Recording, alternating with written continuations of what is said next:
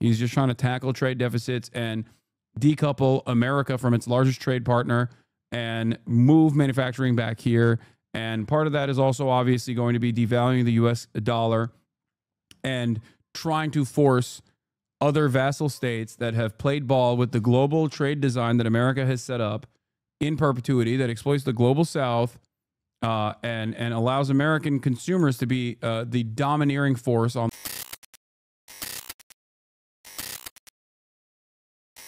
It's a real hotline bling situation. Let's hear what Peter Navarro has to say. Trying to negotiate. Walk us through how this decision was made. Charles, this is one of the greatest days in American economic history we have had. I think we're going to call it the art of the reciprocal.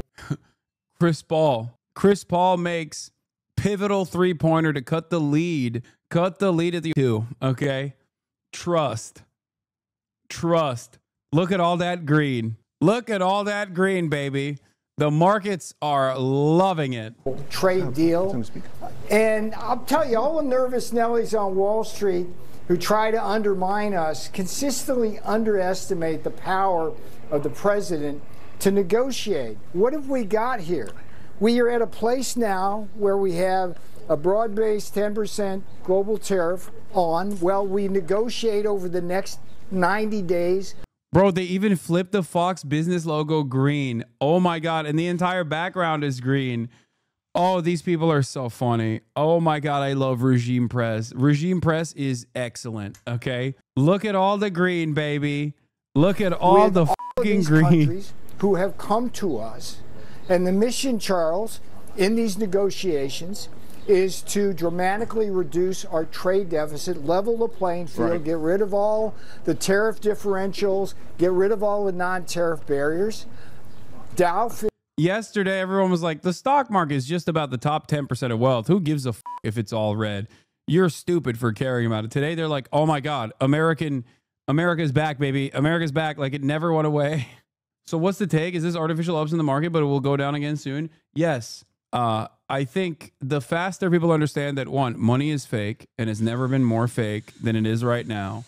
And the faster people understand that the markets are not reacting in the appropriate way that they normally would, considering that Donald Trump still very much has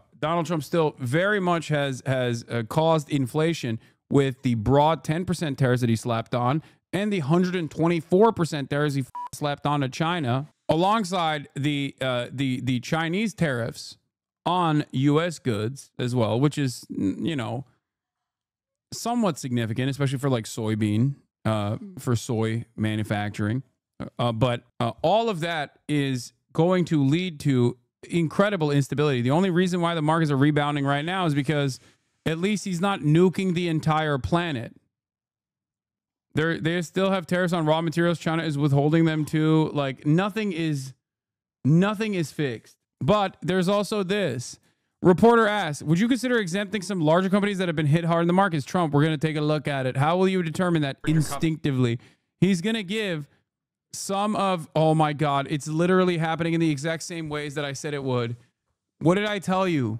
He's going to use the tariffs as basically as a way to get favorable deals from big corporations that will play ball. I told you that he's like, oh, I'm doing broad tariffs, but if you don't want the tariffs, then you come to Papa. You come to Papa. Yeah,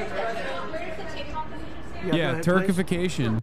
The Turkification of the American economy. Would you consider exempting some U.S. companies, maybe some larger companies who have been hit hard in the markets the last few days during this 90 days? As time goes by, we're going to take a look at it. There are some that have been... Yeah, I said it was a loyalty pledge. A loyalty pledge. If you come to me and you kiss the ring.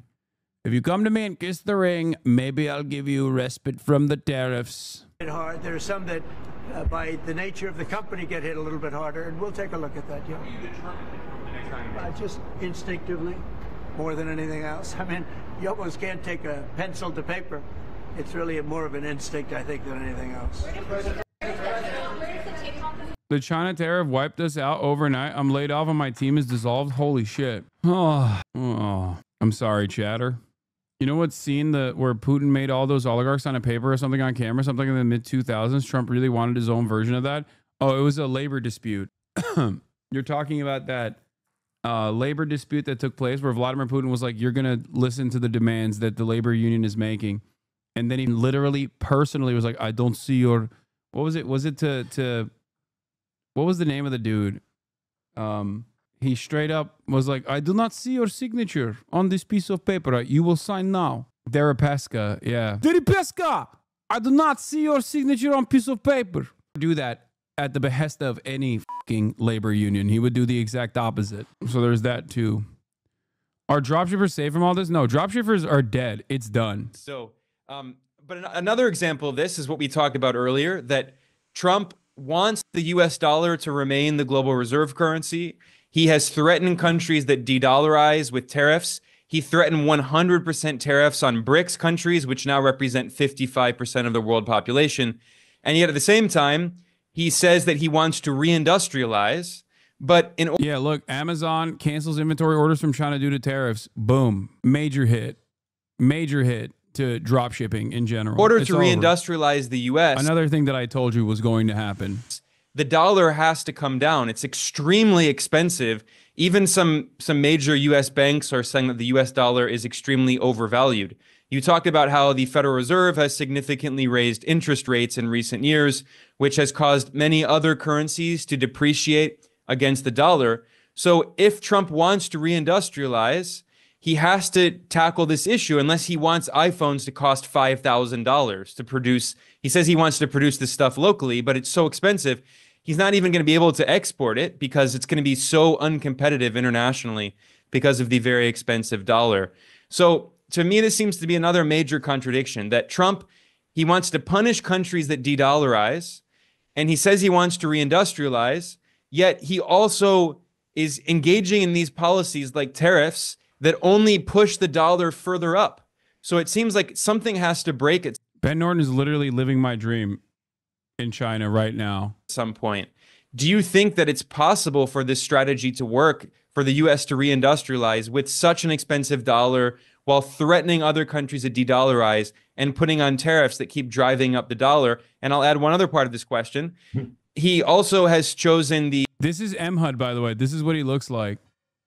Yeah, W. Michael Hudson. Yep, I work with Ben Norton on that. Yeah, chatters. Y'all thought M. HUD was like around our age, you know what I mean? Around my age, but turns out this is what he looks like, actually.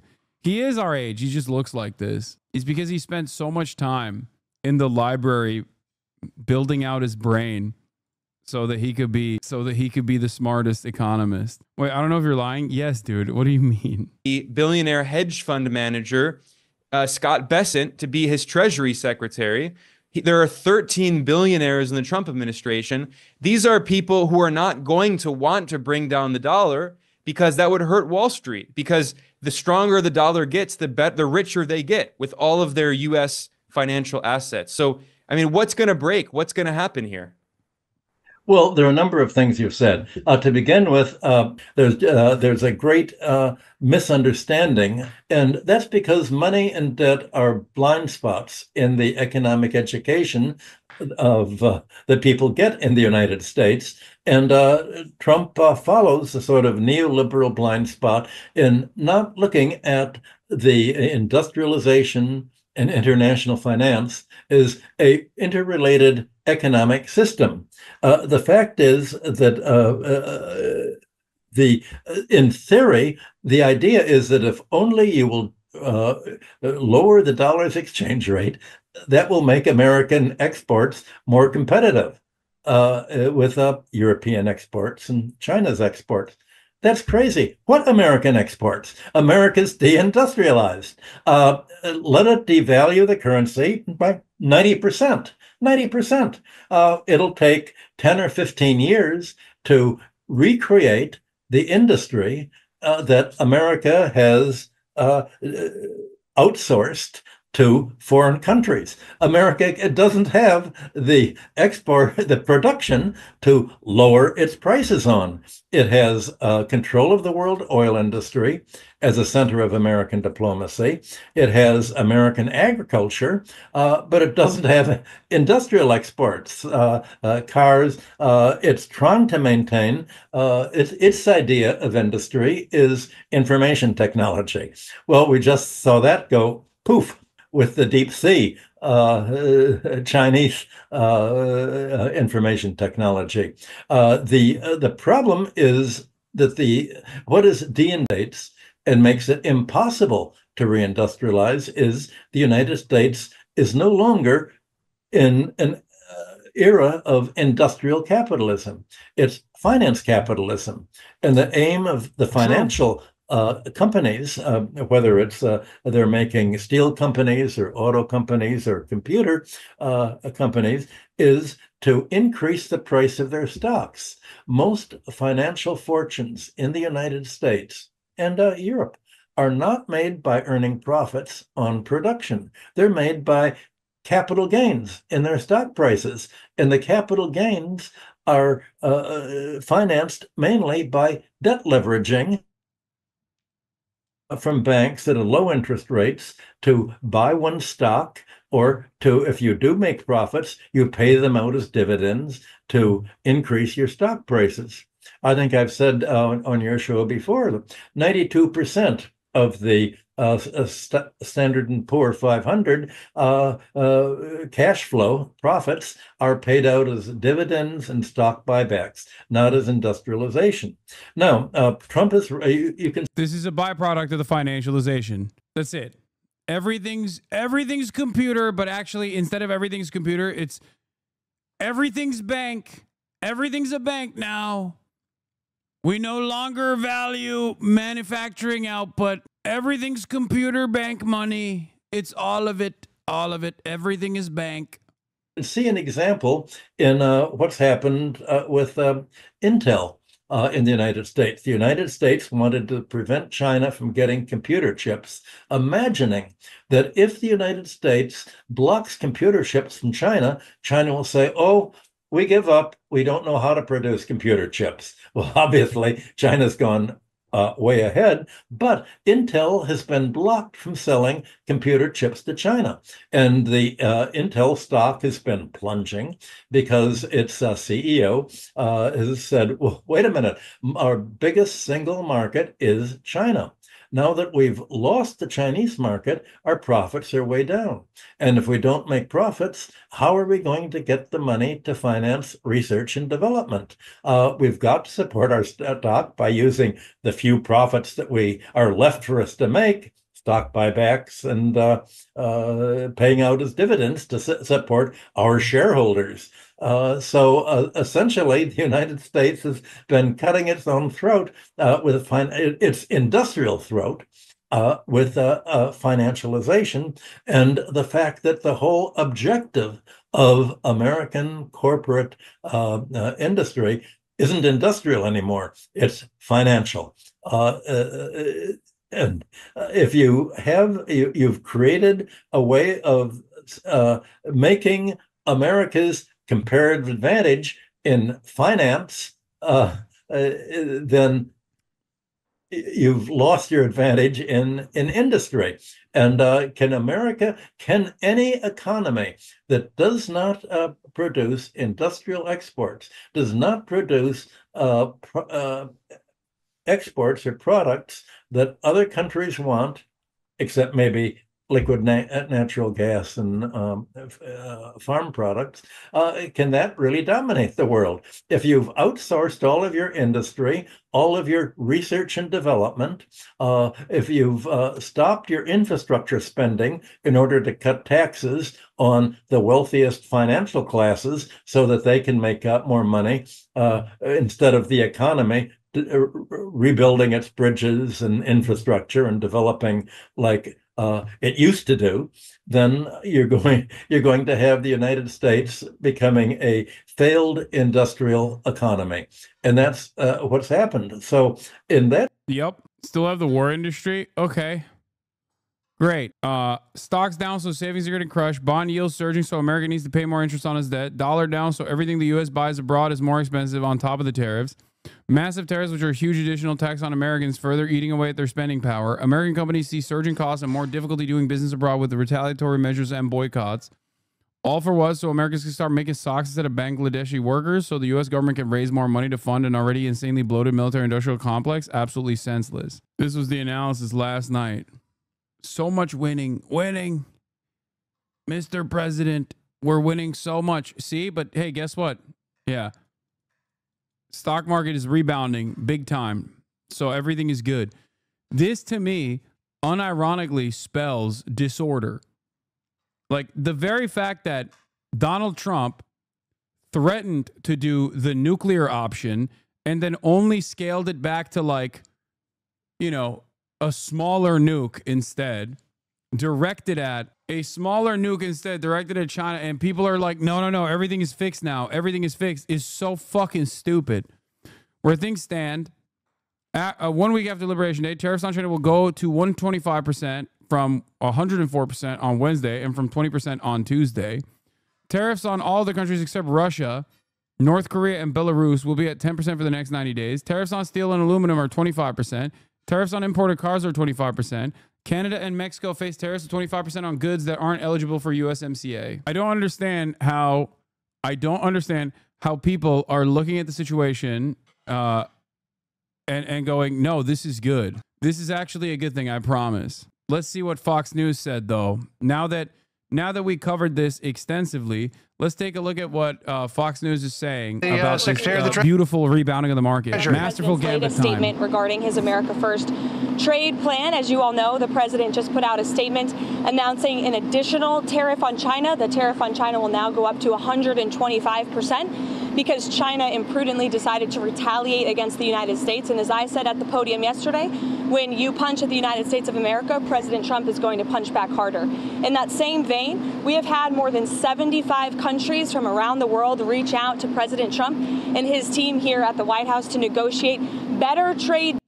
You said, my dad said it's good and that he believes Trump has a plan but isn't explaining it well. No, here's the thing. Here's the difference between me and your dad. I actually know what Trump's plan is, and I still think it's going to be a failure. Okay? Most of these people that think, oh, no, things are going to get better right now, don't even understand what Trump's plan is in actuality. They're just literally reacting. They're playing catch up and basically repeating whatever Trump is saying, his administration is saying, or whatever they fucking hear on Fox News. And they're wrong. But they don't even understand why they're wrong. I understand what Trump's initiative is here, and I've explained it thoroughly over and over again this morning. I'm not going to repeat it one more time, okay? He's just trying to tackle trade deficits and decouple America from its largest trade partner and move manufacturing back here. And part of that is also obviously going to be devaluing the U.S. dollar and trying to force other vassal states that have played ball with the global trade design that America has set up in perpetuity, that exploits the global South and allows American consumers to be the domineering force on great purchasing power without actually building any sort of manufacturing any longer, to go back and demand more from these people. Okay? It has virtually nothing to do with tariffs. That's not a real thing. No trade barriers. That's not a real thing either. And no, it's not Donald Trump doing this single-handedly. This is not Donald Trump's decision. This is simply the American. This has been the American goal since Obama, since America realized that China was making major gains in manufacturing.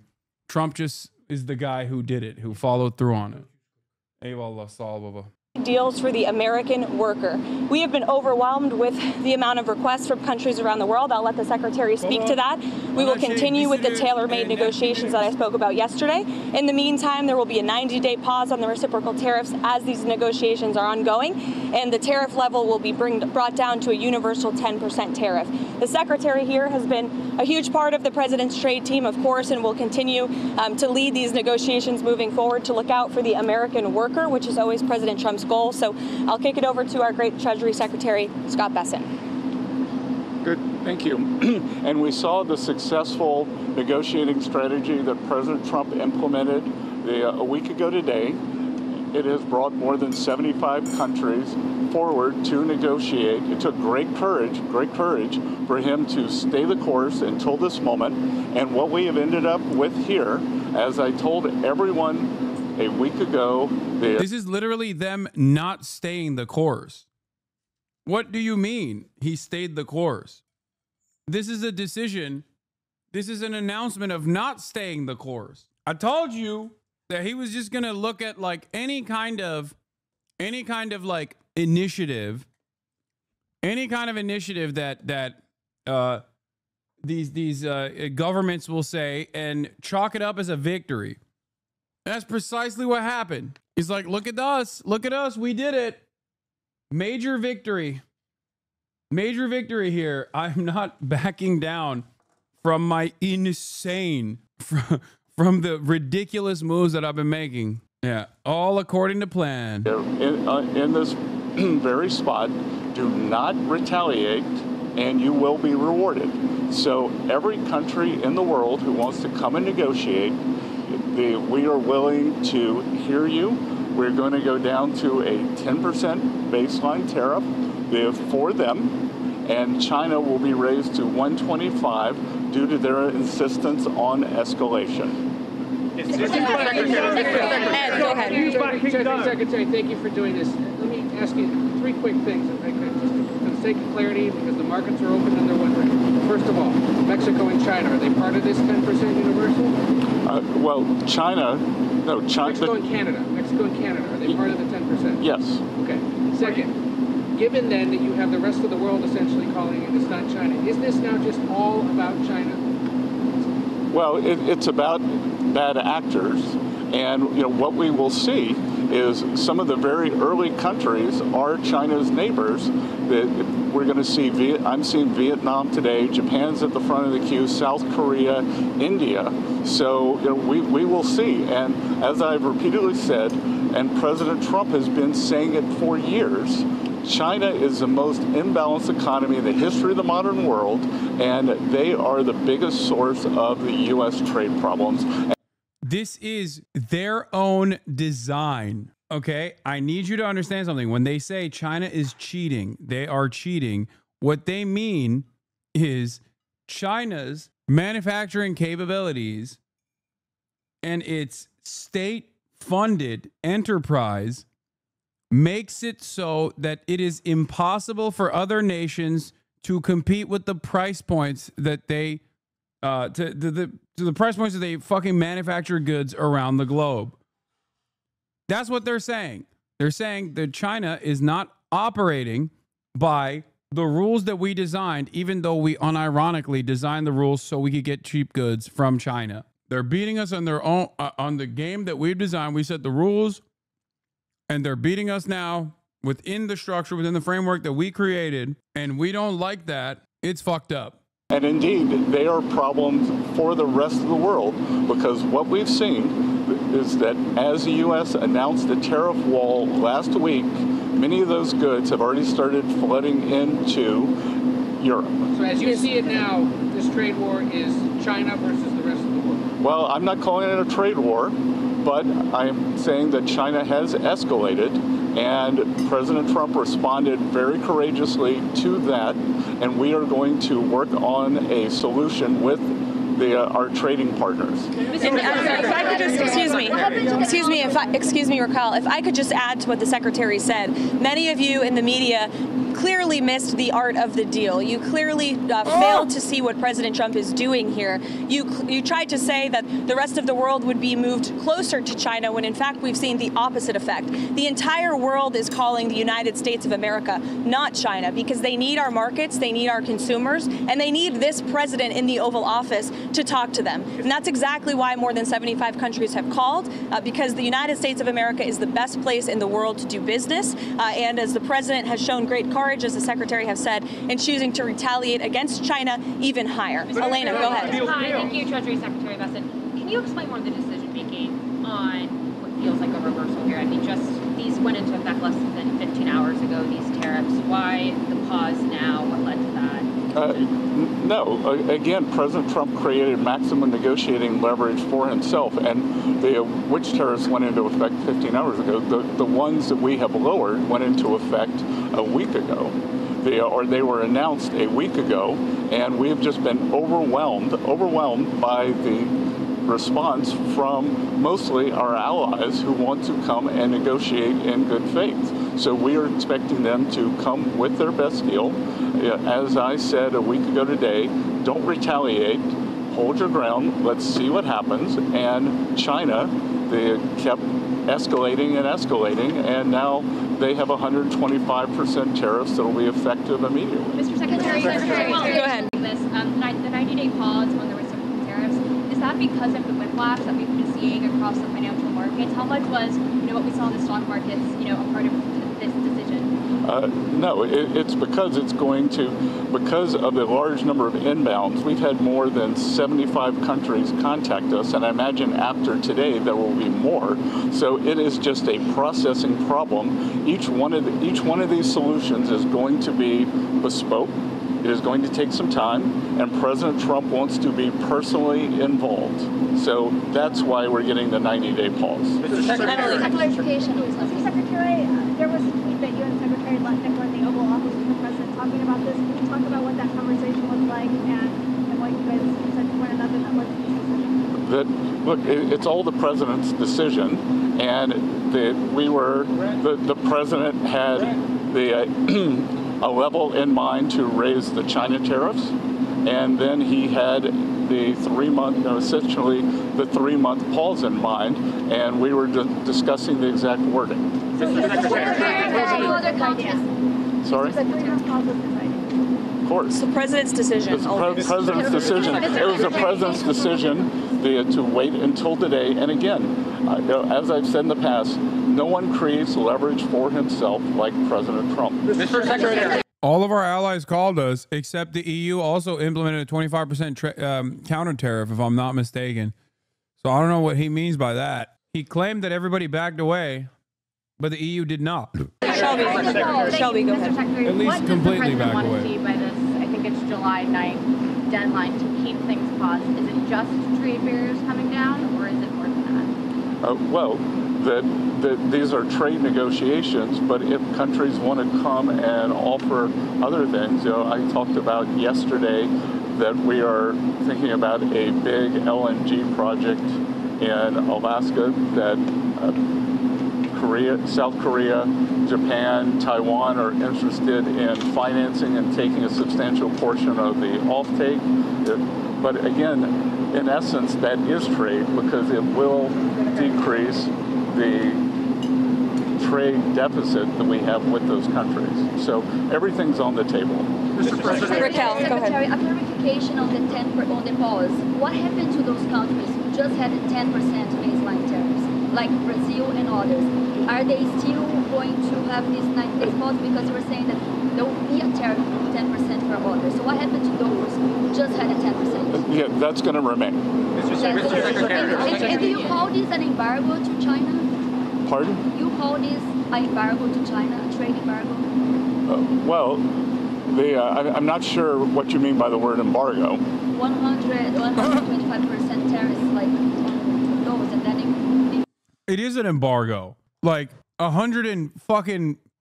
The difference between 84% tariffs versus 104% tariffs versus 124% tariffs is literally a trade embargo. It's been a trade embargo. You don't want to call it that, but that is what it is. The fuck do you mean? Oh, what's an embargo? I don't know what that is. Goes 84%. Isn't this an embargo? Well, it's not.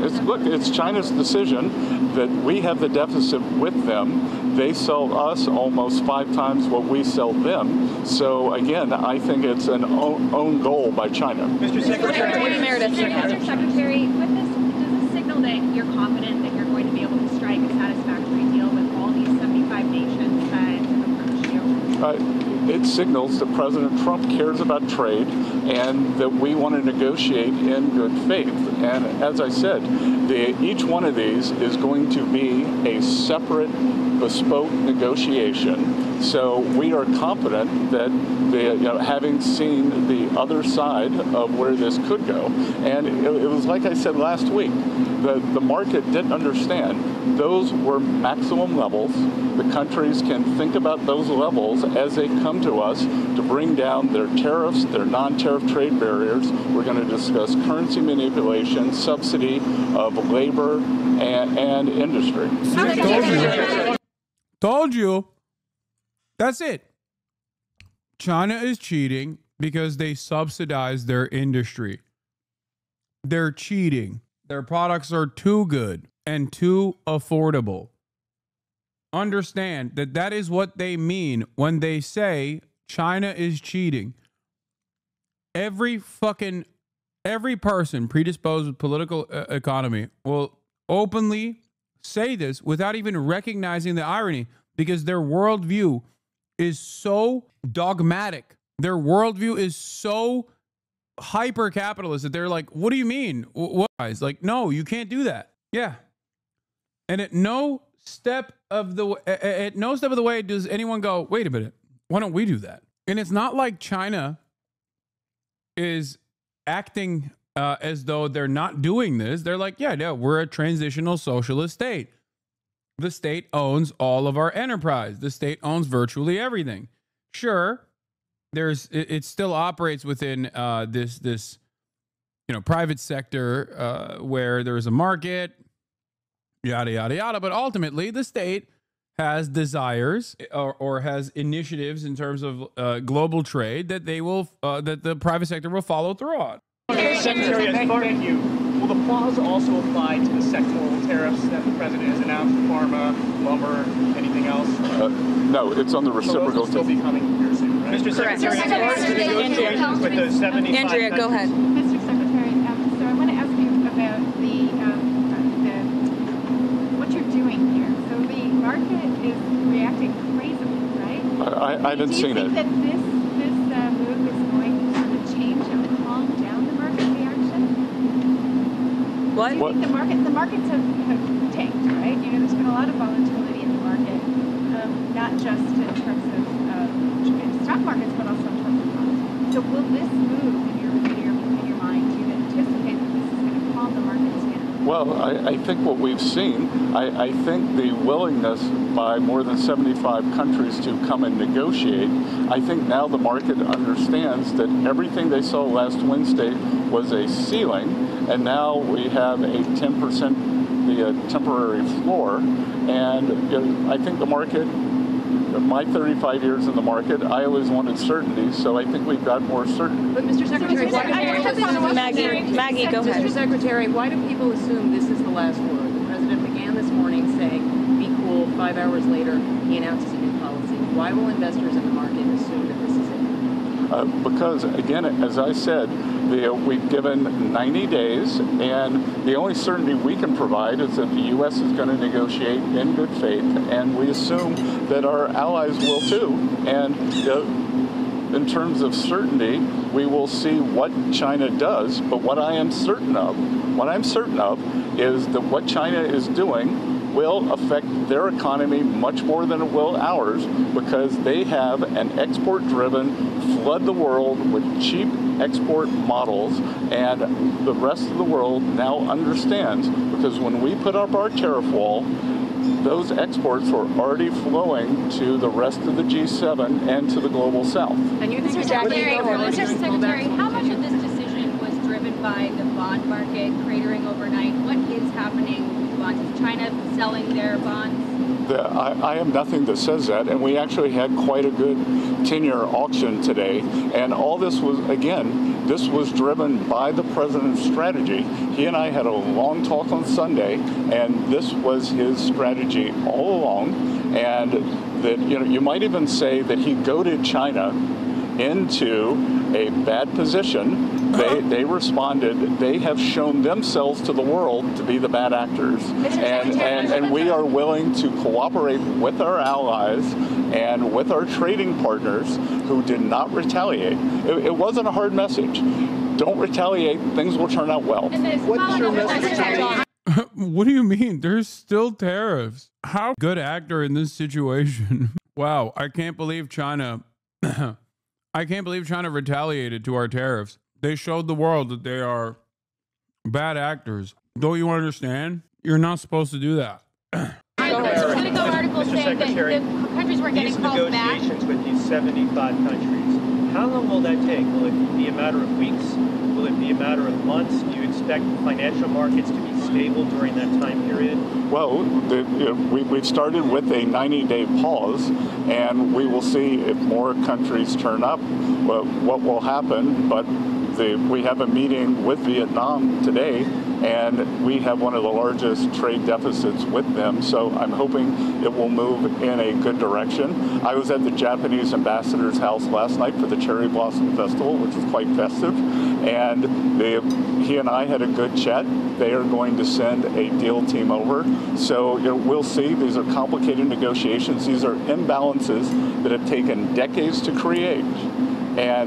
But I think having seen the maximum level that Donald Trump is willing to go to, President Trump has created this negotiating leverage. Excuse me, everybody. Excuse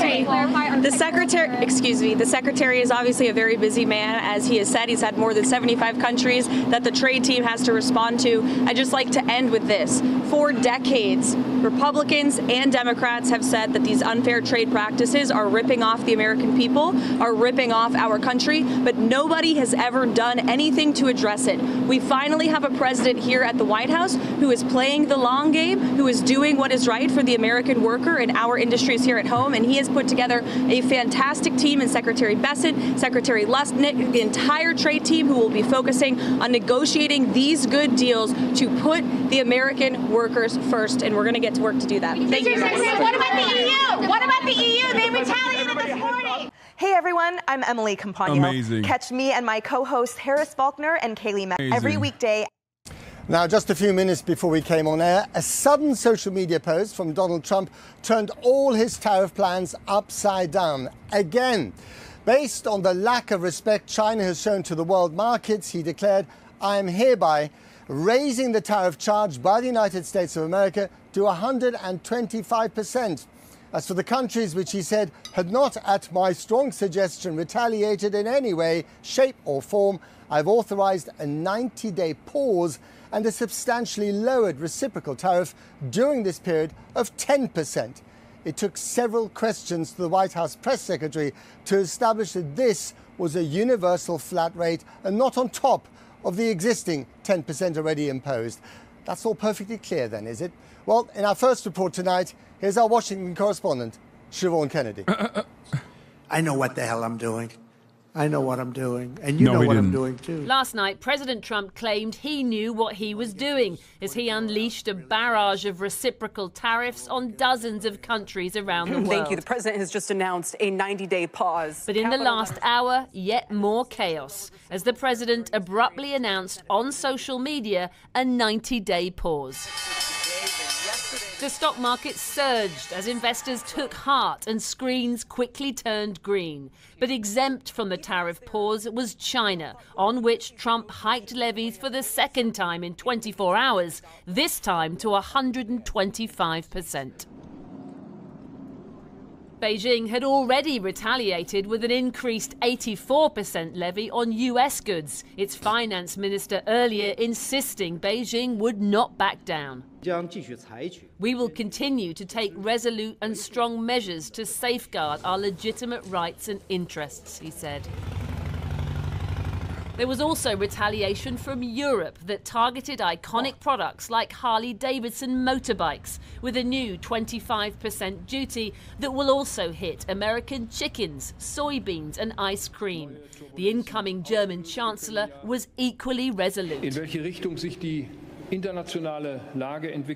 We do not yet know what direction the international situation will head, he said, but that's why our message today is all the more clear. We want to and we will help shape the shift in the world for Germany. That doesn't sound like countries cozying up to Donald Trump, as he claimed last night. I'm telling you, these countries are calling us up, kissing my ass. They are dying to make a deal. Please, please, sir, make a deal. I'll do anything. I'll do anything, sir. With a global trade war underway, Trump's Treasury Secretary spoke at a bankers' conference this morning, perhaps to try and calm jittery nerves, though he didn't sound particularly convinced himself. I can tell you that there is a little uncertainty, but that in general, just a little bit, the companies that I've spoken to, the people who have come, the CEOs who have come into Treasury, tell me that the economy is very solid. We got some very good jobs numbers last Friday. So, you know, I think that we are in pretty good shape. This will be the largest tax increase for the American people. But that wasn't the message in Congress today, during a second grilling of Trump's trade official. The numbers speak for themselves. $3,800 higher prices for American consumers, 900 laid off U.S. auto workers, trillions in lost retirement savings, which would be the biggest tax increase in our history. Perhaps acknowledging that pain, at least the chaos his policies are causing in global markets, Donald Trump has now called a pause, a welcome reprieve from the turmoil he's created. Siobhan Kennedy, well, was today's climb down the result of market movements overnight as confidence in the US economy declined and investors rushed to offload government debt? With me now is our economics correspondent, Helia Ebrahimi. So let's start with UK debt. What had been happening? Well, look, the whole thing is quite complicated because we've seen in the last half an hour that US stock markets, as Siobhan was saying, have all bounced higher. You know, you've got the Dow Jones. I'm going to start there. I'm going to go for the good news first and then get to the bad news, Krish. Dow Jones up 6%. NASDAQ, that's where all the US big tech companies are. They've shot up even higher, up 9%. All those hard-hit American companies like Nike, Apple, you know, Delta Airlines, which had been the main casualties of this tariff war, are seeing double-digit share growth at the moment. And the conclusion of this turmoil is that I think this is kind of, you know, it's that famous saying from Bill Clinton's advisor that if the reincarnation exists, I want to come back as the bond market because that's what really has power. And I'm going to show you up until an hour ago, there was a fear that not just prices were nosediving in shares, but also credit. This is the US Treasury market, 30-year debt. That should be the safest of safe places to be. And you can see just as tariffs begin, that's the white line, you see it shoot up to 5%.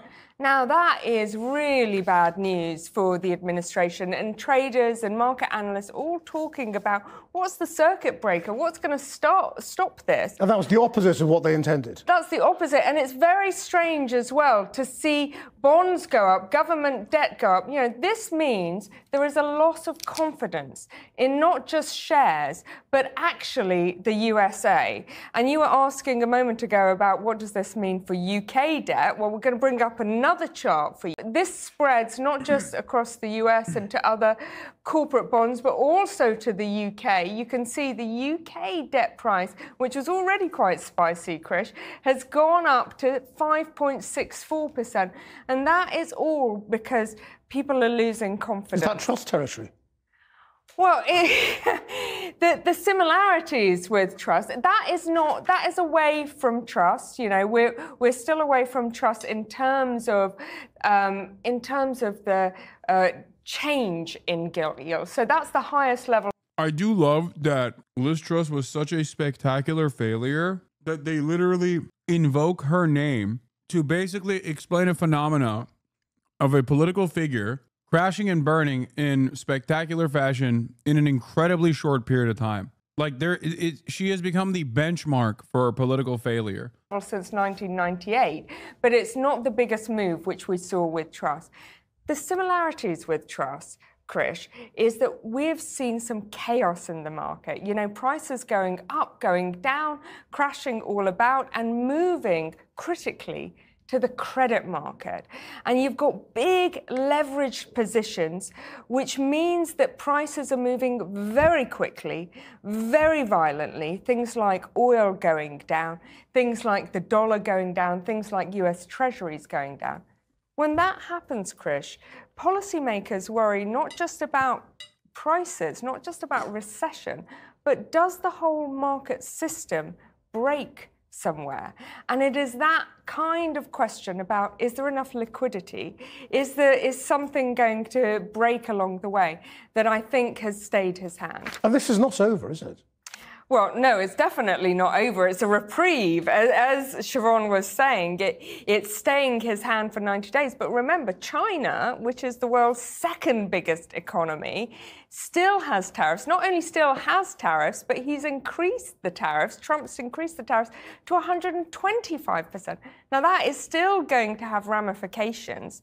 And even when you look at the rest of the world, he's only given a 90-day pause. So companies, markets, fund managers, policymakers, they're still not clear where the policy is going to land. And that is going to lead to a whole bunch of volatility. If we have a look at my last graphic that I'm going to show you, this is the VIX. People call it the fear index. And you can see how it shot up on tariff day. That means people don't really know what's going to happen. And when people don't know, then things become a lot riskier. And that's when policymakers... Because it's no longer clear what the purpose of his tariffs are now, is it? Yeah. It might not be about rebalancing the world economy after all. Yeah, is it a negotiating tool, or, you know, is he just trying to bully everybody? Thanks, Helia. Matt? Well, I think we should be able to speak to Siobhan Kennedy now. Siobhan, tell us what the latest, the very latest is that you've heard from the White House. Well, Matt, just first of all, what a roller coaster of a day, of a week this has been, having insisted pretty much on a daily basis that he was not for budging, he would not change his policy. That is exactly what Donald Trump has abruptly and suddenly done today with this pause that he's put in place. He said that he's done it because 75 countries, he said on his Truth Social platform, have called representatives of the United States, his Department of Commerce and others, and begged, as he would see it, to make a deal. Of course, the one country that has not done that is China. And he is claiming today that it was China's lack of shown to the world markets that has made him make this pause. Of course, there's been chaos in the world markets. He seems to be blaming China for that, and he's raised the levy instead on China to 125%. That was on his Truth Social platform. In the last few moments, we have heard from the White House. His press secretary has come out onto the lawn there with his Treasury Secretary, Scott Bessent. Now, Caroline Levitt has said many of you in the media clearly missed the art of the deal. She said the entire world is calling. So stupid. We are so dumb. The United States, not China, because they need our markets. She spoke alongside, as I said there, the Treasury Secretary, Scott Bessent. Let's hear what he had to say now. China is the most imbalanced economy in the history of the modern world, and they are the biggest source of the U.S. trade problems. And indeed, they are problems for the rest of the world, because what we've seen is that as the U.S. announced the tariff wall last week, many of those goods have already started flooding into Europe. So as you see it now, this trade war is China versus the rest of the world? Well, I'm not calling it a trade war, but I'm saying that China has escalated, and President Trump responded very courageously to that, and we are going to work on a solution with our trading partners. If I could just, excuse me. Well, the markets, we've seen them turn green. There is some relief here. But remember, this is only a 90-day pause to give some time for those negotiations and for some deals to perhaps kick in. Doesn't mean they necessarily will. And remember, he is still implementing a 10% tariff. So chaos will still ensue, I think, and prices still stand to go up. So this is a temporary reprieve, but I don't think everybody here, certainly ordinary Americans, will not be breathing a sigh of relief for too long. Siobhan, thanks very much indeed. Well, Wendy Cutler is a former diplomat who spent years negotiating trade agreements between the US and countries across Asia. She's now at the Asia Society Policy Institute in Washington, D.C. and joins me here on the roof. It's good to see you on such an extraordinary day. You must be feeling a bit dizzy, rather like us. Did Donald Trump blink? Clearly, I think the pause shows that the administration was getting a bit nervous about. Dude, everyone keeps talking about the $1 billion rug pull, and it's really funny because guess what? What are you going to do about it? You think the SEC under the Trump command is going to actually investigate this matter and find wrongdoing and punish those who very clearly engaged in insider trading? Like, Donald Trump did this for the crypto markets, and now he's doing it for the market. It's untouchable. Billionaires have never had it as good as they do in this very moment. This is part of the reason why there is no business plot happening against Donald Trump. That's it.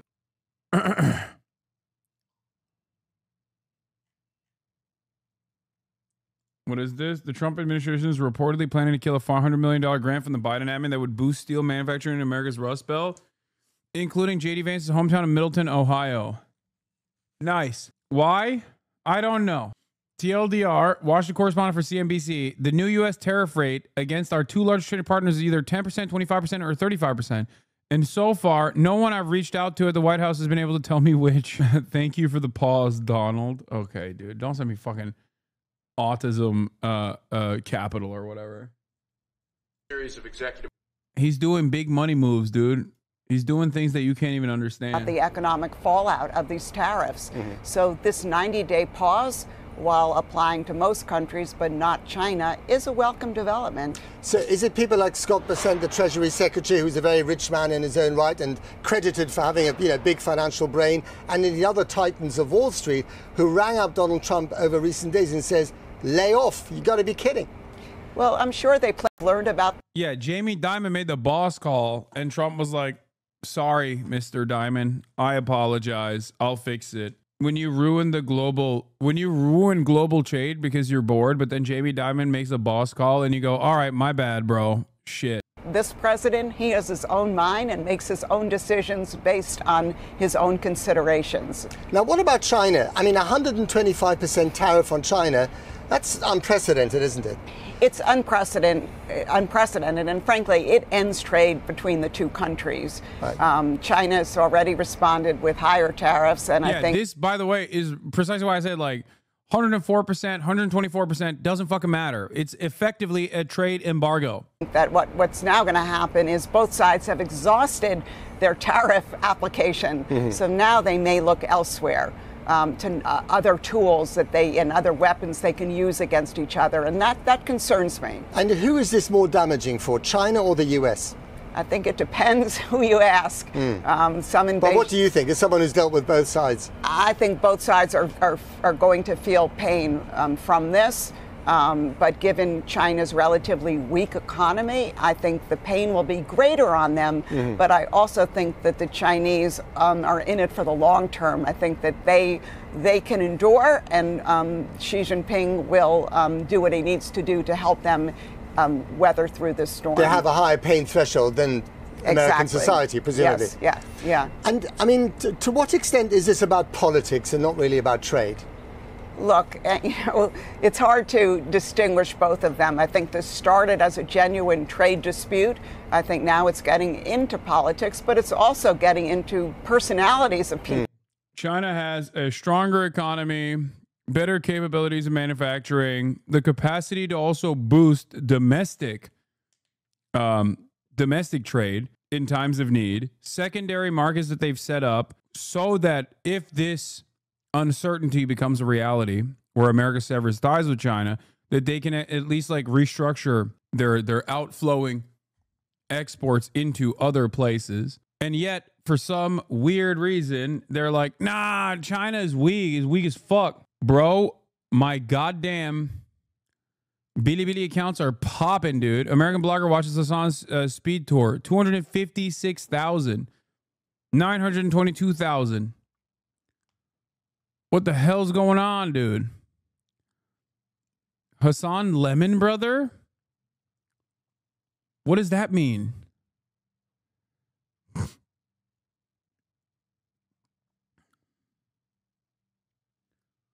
Bro already moved on from us, GG.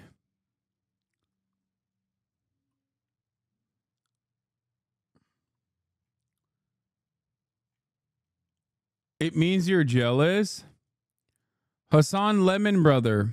Trump's rednecks envy the Iron Fist of the University of Tokyo, but they don't know what is behind it. Wait, what is that even?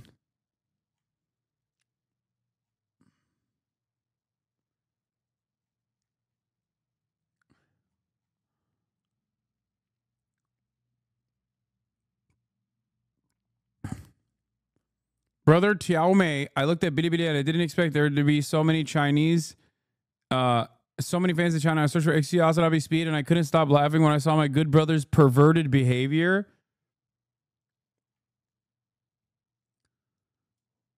Yeah, let me tell you something, okay? When I'm posting just for China. American blogger HasanAbi, watching Speed's China trip made me envious and jealous. I want to go to China.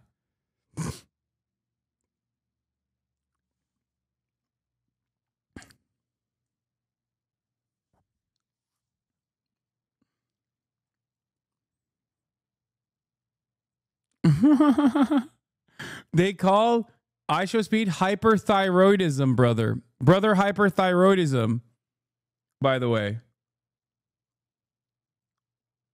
Yeah, I don't even know y'all, bro. Y'all are dead to me. Y'all are so dead to me. All of you American watchers, I've found a new market, dude. What the hell is this, Lemon Brother? Oh my God. What does this even...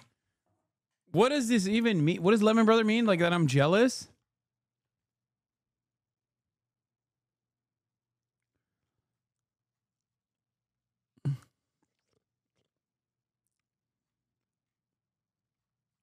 What is hyperthyroidism? I think they mean like he's ADHD.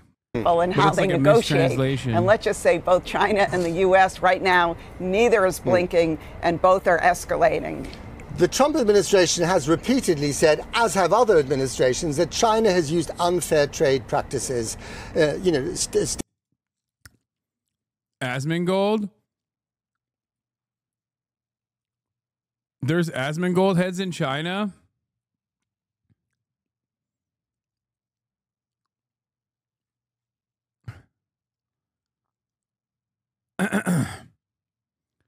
Chinese English. Asmongold TV. Calling women household items on Facebook is now allowed.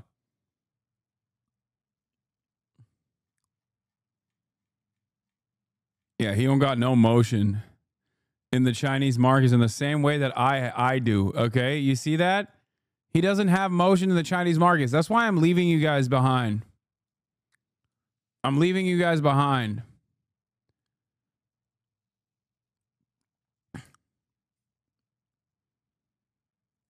Marvel competition characters versus the Marvel Avengers game characters. That one got a lot of play.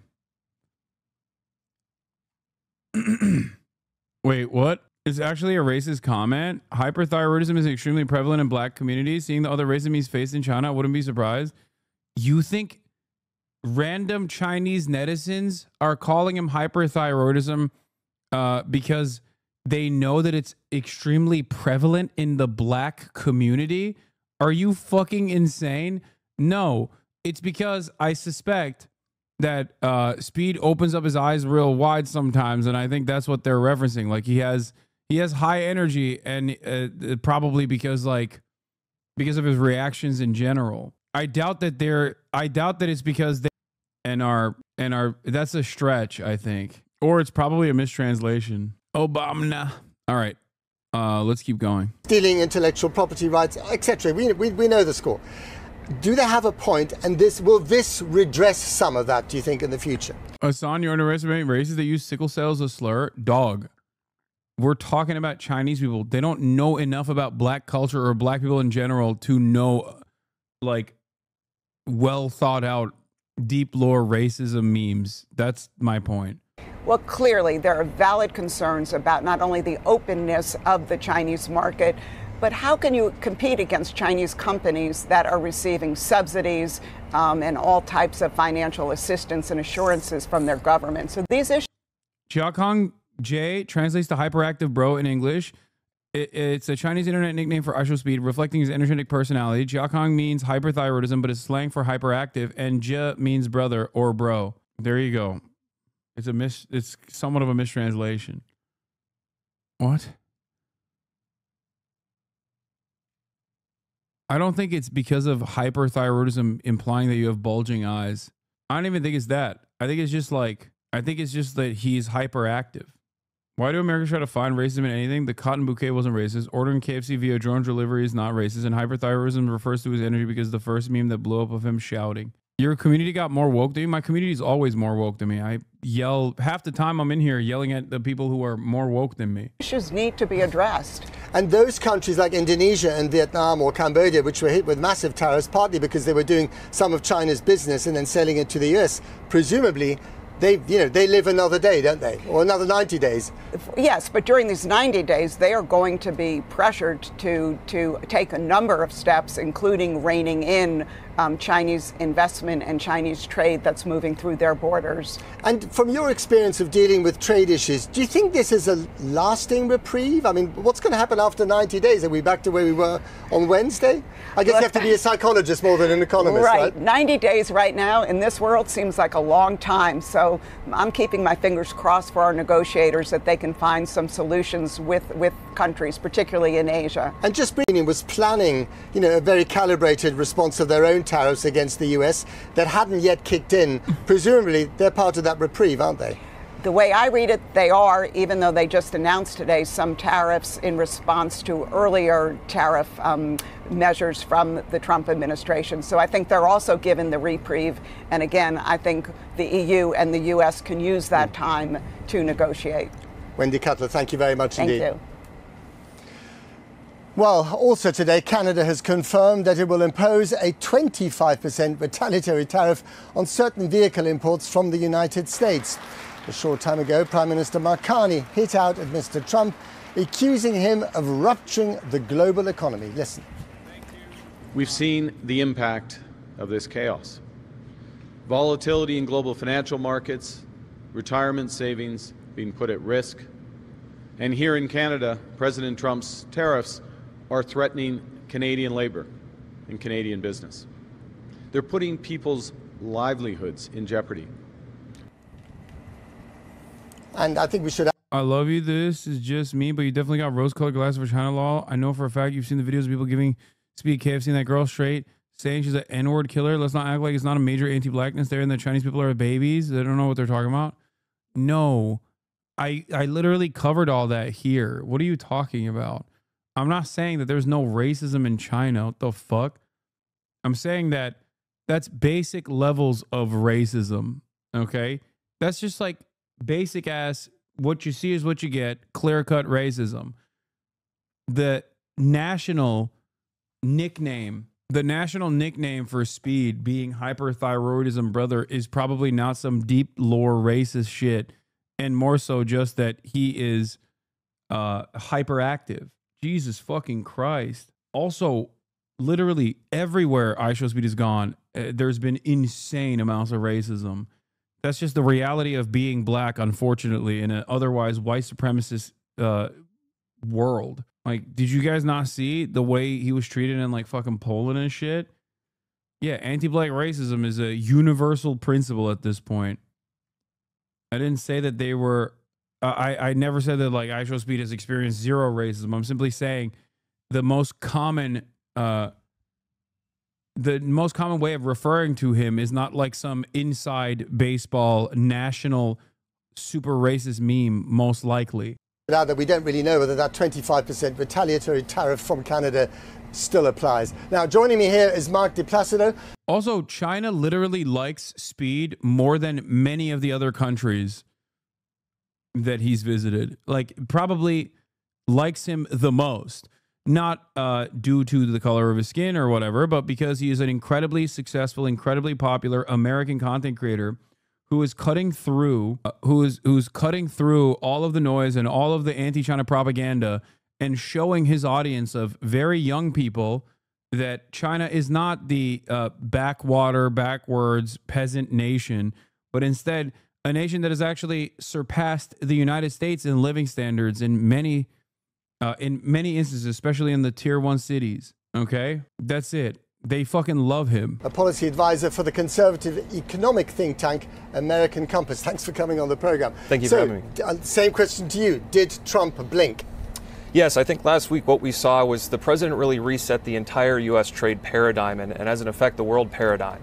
And there were sort of three core elements to that strategy. There was. Am I going to cover the Canadian elections when it happens? Didn't it already end at this point? Basically, Donald Trump basically gift wrapped a liberal victory, all but assured it with his actions. And the association that the conservatives had with the American Conservative Party has completely cooked them. Not even close? Really? No, it's evening a bit. The polls I've seen show profound margins for liberals right now. The 10% global tariff that's still in effect, higher tariff rates on China with the goal of shifting world markets as a whole away from the Chinese market, and reciprocal tariffs. Obviously, the open question is, I think we're going to hear a lot over the coming 90 days, reinforcing that idea that Trump is still committed to balance with all of our trade partners and balance overall. You're crediting him with a kind of a cunning master plan. It sounds like he's making up stuff on the back of a cigarette packet. I think the president has made clear that the end goal is balance, and that balance can't just be struck between China and the United States anymore. It has to apply to the world. And we saw in the first administration, when the administration really did stick to China, China was able to reach the American market through third countries. So I think we're going to continue to see a lot of pressure on allies and other trade partners to get that balance. But those third countries like Vietnam and Cambodia, you know, they've got their 90-day reprieve. Those factories making those Chinese goods are still in those countries. What makes you think they won't carry on making Nikes and selling them to you guys? Well, I think that's the point of the entire policy. The president has been flagging the trade deficit as an issue since the middle of the 80s. He ran against 17 other candidates in 2016 and a handful of other candidates in the last two cycles. And the American people and the Republican Party have continued to pick him to lead our economy into a new era. I think he's going to continue to hammer on that balance and set up a new incentive structure in our economy to reshore and bring back industry. But on that point, the whole idea of this was to give those jobs back to the Rust Belt that had disappeared to China and other countries years ago. That's not going to happen now, is it? I think it will happen. I think But we're why? already seeing trillions of dollars of investment into the country, both from domestic. Why does every young conservative sound exactly the same way? Like, they close your eyes. This is Charlie Kirk speaking. Like, literally. Companies who have offshored in the past and Trillions, foreign. really?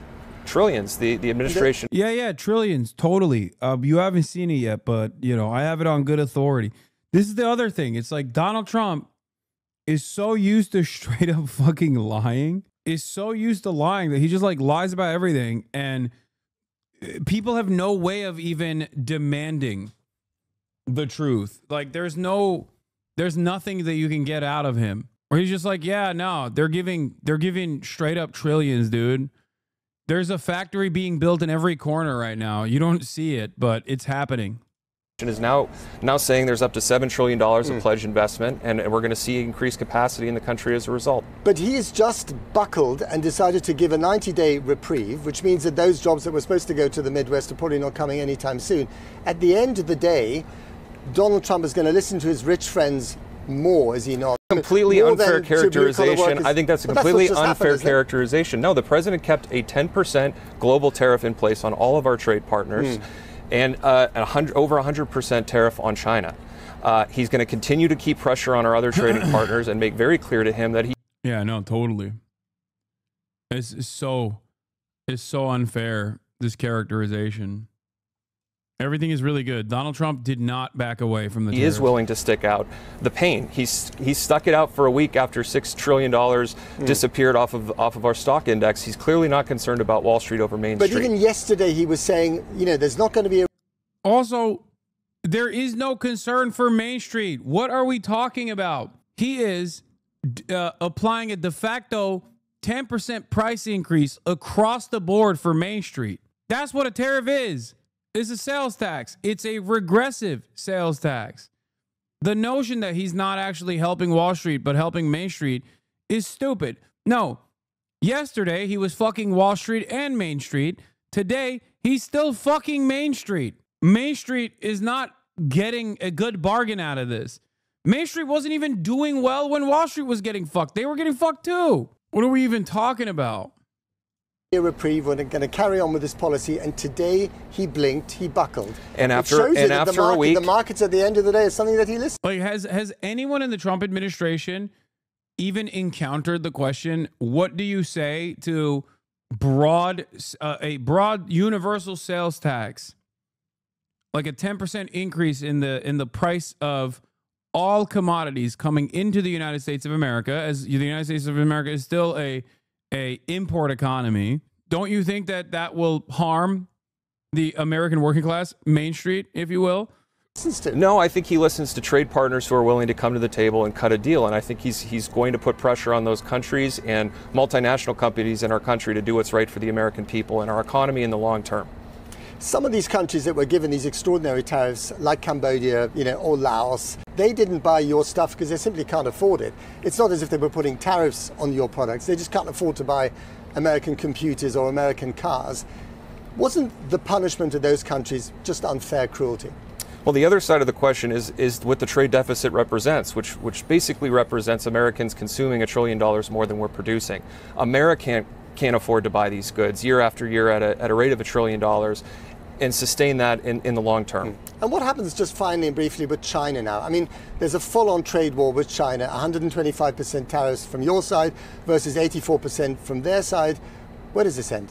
I think China has built its entire economy around securing this trade surplus, and systemically their economy is much more exposed in this trade war than the United States is. Only 25% of our GDP is represented in trade. Theirs is over 35%. Their economy is on much weaker footing, as the previous guest said. I think America is in a good position, and China is going to blink first. Lots of blinking going on. Mark DePlacido, thanks very much indeed. Good afternoon, everyone. I'm Charles Payne. This is Making Money. Just moments ago, President Trump announced...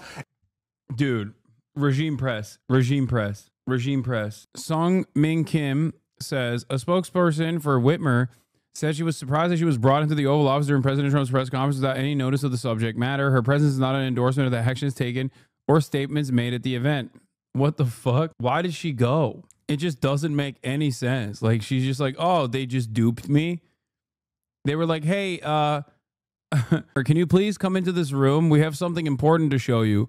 And then she just found herself in the room with the president. You don't understand. I tripped and I fell into the Oval Office. I don't know how it happened. I slipped and I fell and I found myself in the Oval. A 90-day pause.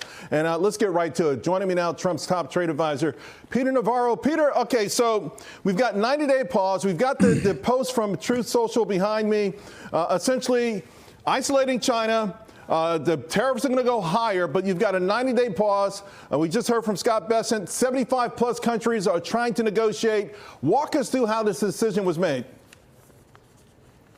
Charles, this is one of the greatest days in American economic history we have had. I think we're going to call it the art of the reciprocal trade. Yeah, that's Ron Vera, POG, the #1 China analyst. Deal. And I'll tell you, all the nervous Nellies on Wall Street who try to undermine us consistently underestimate the power of the president to negotiate. What have we got here? We are at a place now where we have a broad-based 10% global tariff on. Well, we negotiate over the next 90 days with all of these countries who have come to us. And the mission, Charles, in these negotiations is to dramatically reduce our trade deficit, level the playing field, get rid of all the tariff differentials, get rid of all the non-tariff barriers. Dow 50,000, Charles. I've said this before. It's going to hit that.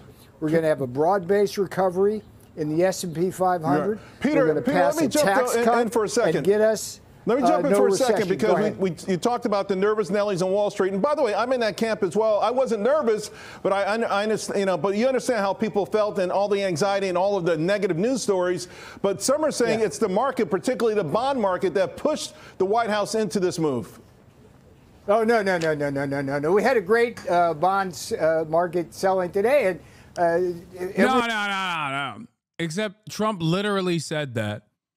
No, I wasn't nervous, but Trump wasn't nervous either. But he did say that. That was the reason. Fine with that. The yields looked beautifully. We had broad-based participation in that, and it's trust in Trump. I mean, look, this was done in a beautiful negotiation. The yields looked beautifully out there. A set of reciprocal tariffs that reflect the crushing trade deficits that we have with these countries. Yeah, I said at the beginning, no negotiation. It's not that. It's a national emergency, but we will listen. And what we heard immediately was beautiful. These countries want to come to us, lower not just their tariffs, but their non-tariff barriers. And as Scott Bessent said just a few moments ago, there's other things that are going to be on the table that are going to help us reduce our debt, reduce our deficits, things like LNG plants in Alaska. So we're going to see a wave of investment here. They're going to invest here. We're going to see them lowering their trade barriers. And here. Yeah, let's be clear what happened, who capitulated here and why, you know. I don't want to say this because I'm a patriot. I'm an American, but it is the White House who capitulated based on everything I hear and all my sources. It's not China, but it was Japan that was selling a bunch of their bonds. Well, I mean, because of the mixed messaging, how can you doubt them? I mean, let's be clear what happened. You know, who capitulated here and why? And you know, I don't want to say this because I'm a patriot. I'm an American. But it is the White House who capitulated based on everything I hear and all my sources. And the reason why is because of the bond market. And are you allowed to say that on Fox News? Why is the Fox News ticker not green? Fox Business is doing regime press. Fox News, on the other hand, is not doing regime press. I don't like this. I question their loyalty. What happened last night, you know, Bessent knows this better than anybody. When Brian Grimm called Musk potentially the world's greatest moron after he invested all of his funds into getting Trump elected and now had his fortune annihilated by Trump. You have yields on the 10-year. I mean, Trump probably will cut a side deal for Elon. I would be very shocked. I mean, I know he hates losers, but that would be crazy if he shanked Elon even harder. Because, like, Elon already knew Trump was anti-renewable energy investment, anti-EV investment. If on top of that, Donald Trump also just completely, I mean, he cooked them. He cooked Tesla. He cooked Tesla so hard. But as Donald Trump has also maintained, he will allow, what do you call it? He will allow the, what is this? Tesla going up. Oh my God. It's so stupid. He will most likely cut side deals with companies that play ball. New on MSNBC, the White House will not release a list of 75 countries that have reached out on trade deals despite requests from NBC News. Yeah, no shit. Stuff starts shutting down when you have the lending markets screwed up. By the way, who was dumping the bonds? Somebody asked him if it was China, right? Mm-hmm. It wasn't. It was Japan. While he was negotiating with Japan, according to my sources, who are running major money management firms that are involved in the bond market, without giving up names, Japan was dumping bonds because they believed this was not a great place to do business. That forced their hands. Now, what you can say, I think, legitimately here, is Trump decided to take the win. And here's why. There was overwhelmingly, you know, deal potential here among the entire world, except for maybe China, right? Everybody really wanted something. So he did take the win, but make no mistake about it. Peter Navarro was talking as of yesterday about not taking the win, and now they did. And it's all because of the bond market. I want to put. Yeah. But Peter Navarro seemingly is happy. Here's the thing. There's a beautiful analogy President Trump likes to use. It's like each country, it's not going to be like a suit off the rack, right? It's not one size fits all. It's going to be, every deal is going to be tailor-made. Right. And we got 90 days to do this. I'm telling you, Charles, this is going to be the biggest boom. And let's not forget, this tariff strategy is embedded in this beautiful, huge other sets of strategies. The tax cut, if the Congress gets that done by August, then this idea that there'll ever be a recession is just silly. I mean, the tax cuts, broadest based, just beautiful tax cuts for the middle class. That alone will help us. And then we've got the oil prices going down. We've got the bond market behaving well now. So it's unfolded exactly the way it should. It's a beautiful thing, and my It is, hat, but let me just if I jump in here had for a one, is second, off Peter. to President Trump. Let me jump in for a second because I want to get the focus on China. Now, when the reciprocal barriers were put out there, a lot of people were curious, like, why such high numbers for Laos and these other countries? To me, it felt like you guys are forming an economic blockade around China so that they couldn't cheat on any potential deals out there. So there's no doubt you're singly focusing on China, and also the notion that somehow they've lost, right? Yesterday, South Korea, even though on Friday we saw the South Korean minister locking arms with China and Japan, they said no, they've rejected China. Is this a wholesale rejection of the rest of the world of China in this negotiation? Charles, what we saw from the rest of the world ex-China was a willingness, in fact, an eagerness to talk to us in a recognition that they'd been cheating us for years. And they're the ones who cooperate. Look, China has chosen their path. They chose not to negotiate at all with President Donald John Trump. And so we are in this situation. And China, we got the biggest trade deficit with them. Of all the cheating they do the most comprehensive set of cheating. I called it the 7 deadly sins in the first term. It's up to about the 10 deadly sins now. But here's the thing. We got 90 days, and in a very methodical way, we're going to have countries come in. And the previous show where they're talking about Besant this, Lutnick that, and like as if there's a rift. We are all on the same page, and it comes from the president. You've got Scotty, you've got Howard, you got Jameson Greer, you got Kevin Hassett, you got the vice president, J.D. Vance, making a beautiful contribution on this, and we're all doing our job for the president. And this is the result. I mean, the tail of the tape today tells you everything. Peter, that all you nervous Nellies on Wall Street were too nervous. You got to trust in Trump. I got to admit, though, Friday, I put out a post on X, and I was saying, okay, the commodities markets, you need 3 things. Moving on the big, beautiful tax bill that you just talked about. We'd like to hear some deals, that are coming on.